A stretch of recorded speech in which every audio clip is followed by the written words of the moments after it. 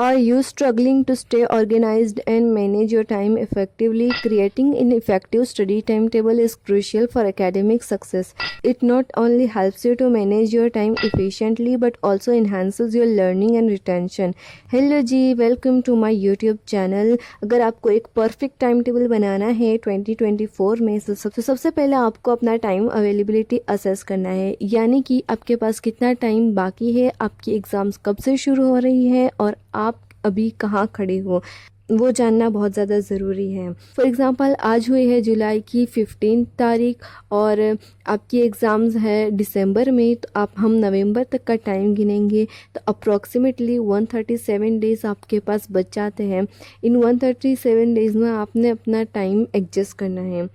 उसके बाद you have to define your goal, यानी कि आपने ये देखना है कि आपके पास कितने सब्जेक्ट्स है, कौन से सब्जेक्ट्स आपको इजी लगते हैं, कौन से सब्जेक्ट्स आपको टफ़ लगते हैं, कौन से चैप्टर्स है, किन किन चैप्टर्स में आपको आसानी रहती है और कौन से चैप्टर्स आपको करने में दिक्कत आती है। ये जानना भी बहुत ज़्यादा ज़रूरी है ताकि हमें पता चले कि कौन से सब्जेक्ट पे फोकस करना चाहिए और कौन से सब्जेक्ट्स हम लाइटली लेंगे तो भी चलेगा।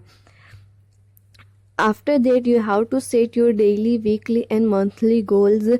आप आवरली गोल्स भी सेट कर सकते हैं और आप सिलेबस वाइज गोल्स भी सेट कर सकते हैं। फॉर एग्ज़ाम्पल आपने ये देखना है कि इस मंथ में मेरा सिलेबस का इतना पार्ट कंप्लीट हो जाना चाहिए और इस वीक में इससे मेरा जो है ये चैप्टर कंप्लीट हो जाना चाहिए। इस तरीके के गोल्स सेट करना बहुत ज़्यादा ज़रूरी होती है। डेली गोल्स तो टू डू लिस्ट अगर आप बनाते हैं तो रोज़ बनाना चाहिए। उसके बाद आपकी जो टारगेट है वो रियलिस्टिक होना बहुत ज़्यादा ज़रूरी है। ब्रेक्स जो है वो काफ़ी फ्रिक्वेंटली लेनी चाहिए हमें।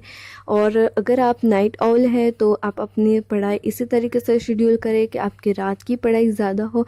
अगर आप मॉर्निंग बर्ड है तो कोशिश करें कि आपकी ज़्यादा से ज़्यादा पढ़ाई मॉर्निंग में ही हो जाए।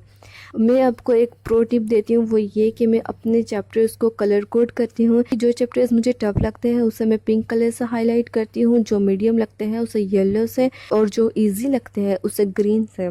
तो आप भी इस तरीके से कर सकते हैं। अब आपका जो टाइम टेबल है वो बन चुका होगा।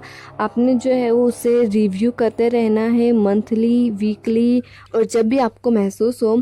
और आपको याद रखें आपको कुछ बफर डेज़ भी रखना है, यानी कि अगर आप 30 डेज़ का आपका मंथ है तो 28 डेज़ में आप प्लान जो है वो शेड्यूल करेंगे और 2 दिन के लिए आप कुछ प्लान नहीं करेंगे, उसे बफर डेज़ करते हैं।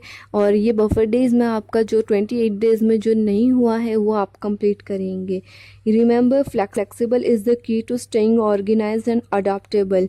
और अगर आपको कुछ कमी नज़र आ रही है आपके प्लानर में, आपके टाइम टेबल में, तो आपको उसी वक्त उसे चेंज करना है ताकि आप जो है बाद में आपको जो है वो बाद में पछताना ना पड़े। लास्ट और सबसे इम्पॉर्टेंट टिप मैं जो आपको देने जा रही हूँ वो ये कि सेल्फ केयर और रिलैक्सेशन बहुत ज़्यादा ज़रूरी है। There should be balance between your study and your activities. This activities will help you to recharge and stay motivated. याद रखें, रिलैक्सेशन का मतलब ये बिल्कुल भी नहीं है कि आप जो है वो रील्स जो है स्क्रॉल करते जा रहे हैं और शॉर्ट्स देख रहे हैं। अगर आपको रिलैक्स होना है तो आप लॉन्ग फॉर्म कंटेंट देखें, रील्स वगैरह ना देखें। इससे क्या होता है कि आपका जो अटेंशन स्पैन जो होता है वो कम हो जाता है, आप ज़्यादा देर तक फोकस नहीं कर पाते हैं, क्योंकि वो जो रील्स होती है वो 5 second, 10 second, 15 second, maximum 60 second की होती है। इससे हमारा अटेंशन का, फोकस करने का जो टाइम है वो कम हो जाता है और हमें पढ़ाई में भी दिक्कत आती है।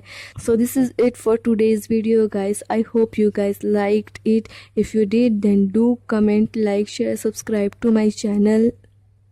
I'll meet you guys in the next video. Till then, bye bye.